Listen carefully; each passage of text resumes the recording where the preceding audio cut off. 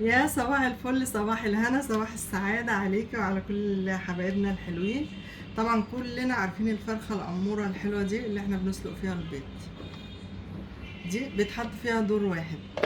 انا لقيت حاجة كمان على النت وجبتها، الحقيقة لقيتها حلوة جدا، جربتها قلت اوريها لكم. دي برضو بنسلق فيها، بس مش بنسلق فيها بيض بس، وبتاخد دورين لو عندك العدد كبير، لو عندك حد هيفطر معاكي او عاملة عدد كبير من البيض. او بص يا ست، احنا هنا تحت بنحط المية، وخدت هنا 7 بيضات، بعدين بتحط الغطا التاني، لو عاوزة تحطي بيض تاني هتحطي، عندك مكان ل7 بيضات تانيين.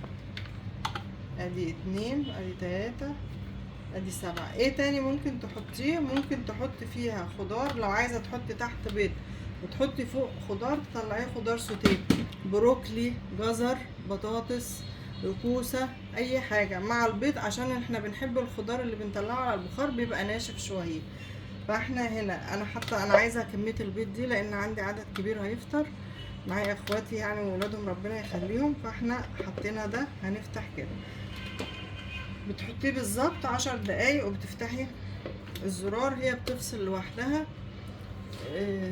موجودة على النت الحقيقة، انا ما شفتهاش في المحلات بره، شفت الصغننة اللي هي دي. هنا بقى انا جربت مرة، عملت تحت بيض وحطيت فوق هنا الخضار السوتيه، بس كنت حاطه له ملح وفلفل ونقطة زيت زيتون.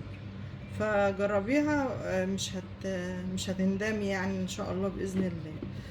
ودي برضو اعتقد انا ما جربتش في دي احط خضار سوتيه، لان المية هتبقى طالعة عليه من هنا، انما هنا المية بعيدة عنه. فدي فكرة جربتها وعجبتني، فقلت اقولك عليها جربيها ان شاء الله مش هتندمي. ودايما مع بعض نجرب الافكار الجديدة، ودايما نقول لبعض كل حاجة تنفع لحد تاني. لو عندك فكرة حلوة ليا قوليها لي. نورتوني، مساء الفل عليكي، اوعي تقلبي المحطة.